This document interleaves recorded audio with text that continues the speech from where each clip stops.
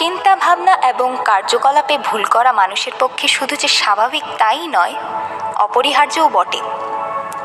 স্বাভাবিক এজন্য যে মানুষ বড় দুর্বল, সর্বদা নানা ঘটনা ও পারিপার্শ্বিক অবস্থার সাথে সংগ্রামে জয়ী হতে পারে না।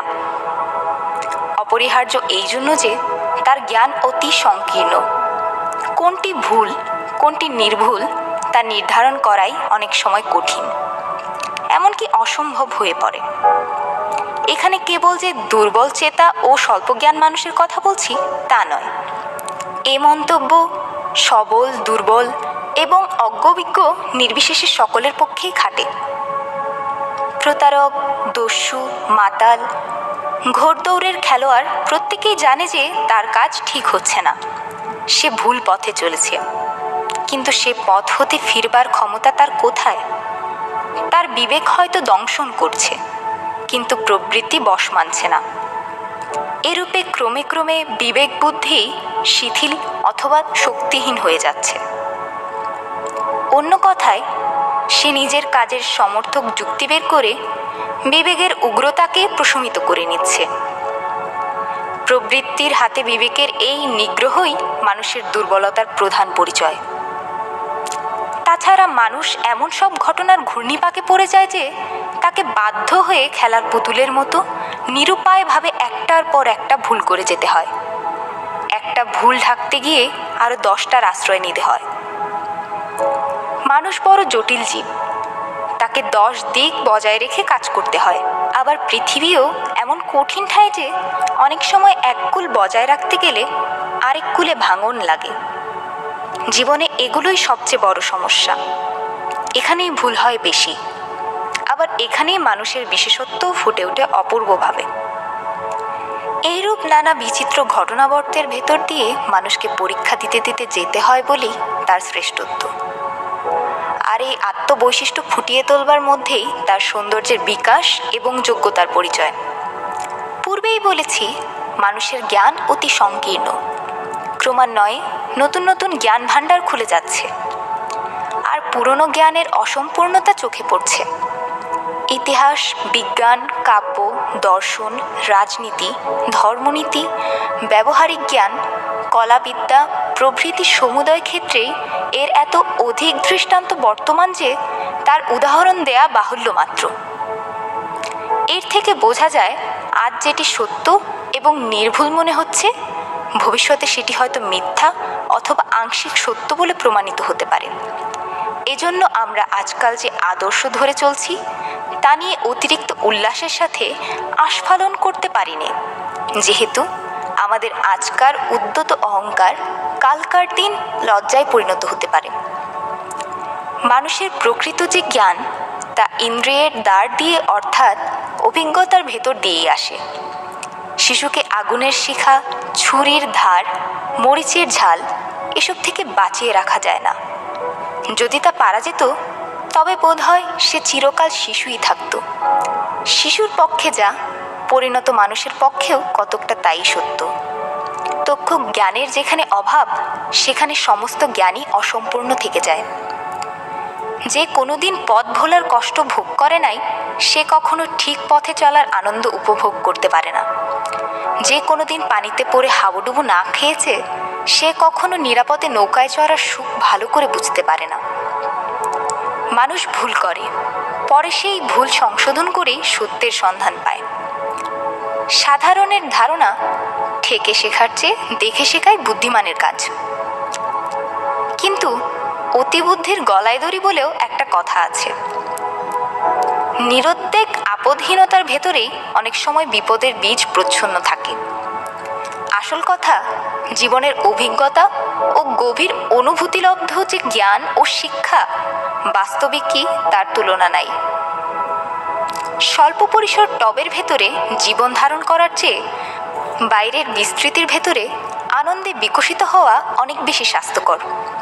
তবে অন্যের দুর্দশা দেখেও অবশ্য শিক্ষা লাভ করতে হবে, কারণ একজনের পক্ষে সকল রকম অভিজ্ঞতা লাভ করা অসম্ভব। আমাদের এই বর্তমান কোটি কোটি অভিজ্ঞতারই ফল। সুতরাং জীবনযাত্রায় অন্যের অভিজ্ঞতারও যে প্রয়োজন আছে, এ বিষয়ে কোনো সন্দেহ নাই। অন্যের নিকট থেকে পাওয়া অসম্পূর্ণ বা অপরীক্ষিত জ্ঞানকে নিজের অভিজ্ঞতার ভেতর দিয়ে যাচাই করে নিজস্ব করে নিতে হবে। স্বাস্থ্য ও পরিপুষ্ট জীবনের এই ধারা। মানুষ এরকম ভুলের উপর চরণ ফেলে ফেলে সত্যকে খুঁজে পাচ্ছে এবং এভাবেই ক্রমশ অগ্রসর হয়ে চলেছে। ভুল না করলে যে সত্যের প্রকৃত রূপটি ধরা পড়ে না, এ যেন আলো আঁধারের লুকোচুরি খেলা। যেমন একটা ফুলকে নানাভাবে চারদিক থেকে দেখলে তার নতুন নতুন সৌন্দর্য চোখে পড়ে, এরূপ সত্যকেও নানা ঘটনার ভেতর দিয়েই নানাভাবে পরখ করে দেখতে হয়, তবেই তার সমগ্র রূপ ধরা পড়ে। কোনো বৃহৎ সত্যই এ পর্যন্ত সমগ্রভাবে আমাদের কাছে ধরা পড়েছে কিনা সন্দেহ।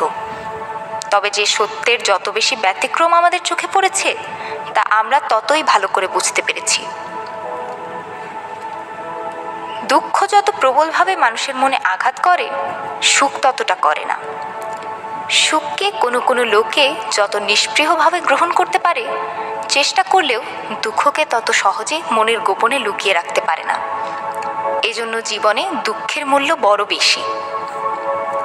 আগে দুঃখ পেতে হবে, তবেই সমস্ত অনুভূতি সজাগ ও তীক্ষ্ণ হবে।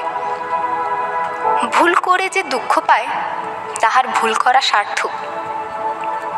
আর ভুল করলেও যে নির্বিকার, আত্মবিচার যার নাই, তার কাছে সত্য মিথ্যা, পাপ পুণ্য, অর্থশূন্য শব্দ ছাড়া আর কিছুই নয়।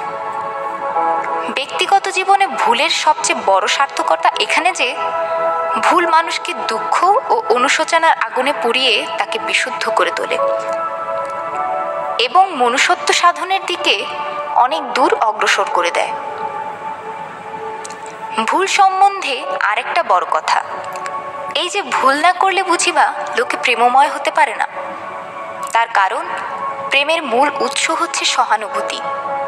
নিজের ভুল করে যার অহংকার চূর্ণ হয়নি, সে মুখে যতই বলুক না কেন, তার ব্যবহারের মধ্যে প্রায়ই প্রচ্ছন্নভাবে একটা আত্মম্ভরিতা এবং অন্যের প্রতি উপেক্ষা বা কৃপার ভাব থেকে যায়। আমার মনে হয় এজন্য গোঁড়া নীতিবাগীশের দল অন্যের প্রতি অতি কঠোর বিচারের প্রয়োগ করেন এবং এ কারণেই তারা রীতিমতো সামাজিক হতে পারেন না।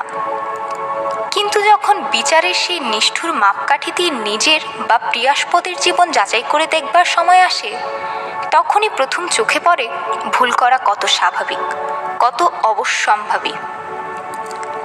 তখন তার দৃষ্টি বদলে যায়, করুণায় প্রাণ মন ভরে ওঠে। তখন তার কল্পনার মোহ ভেঙে যায়। তখন সে প্রথম বুঝতে পারে সে রক্ত মাংসের মানুষ। আত্মকৃত ভুল মানুষকে ঘৃণা থেকে নিবৃত করে, প্রেমময় হতে শেখায়, সকল মানুষের সঙ্গে একটা আত্মীয়তা বোধ জন্মায়। এ কথা শুনতে অদ্ভুত লাগে বটে, কিন্তু এ সত্য। ভুলের মতো একটা সাধারণ ব্যাপার যা অহরহ ঘটছে, তাই আবার মানুষের এতখানি কাজে লাগে, এটি বিশ্বের পক্ষে সামান্য সৌভাগ্যের বিষয় নয়। মানব সভ্যতার ইতিহাসে সত্যোদ্ঘাটনের প্রচেষ্টার চেয়েও বোধহয় ভুলের এই কার্যকারিতা বেশি কল্যাণপ্রসূ হয়েছে। বাস্তবিক ভুল আছে বলেই পৃথিবীটা এত সুন্দর। ভুল না থাকলে পৃথিবীর দয়া, মায়া, ক্ষমা, ভালোবাসা প্রভৃতি কোমল গুণগুলির এত অবকাশ ও বিকাশ হতো কিনা সন্দেহ। তাছাড়া ভুল না থাকলে এতদিন মানুষের সমস্ত প্রচেষ্টা ও অগ্রগতি কবে রুদ্ধ হয়ে সমস্ত অসার ও নিস্পন্দ হয়ে যেত। এখানেই ভুলের মূল্য।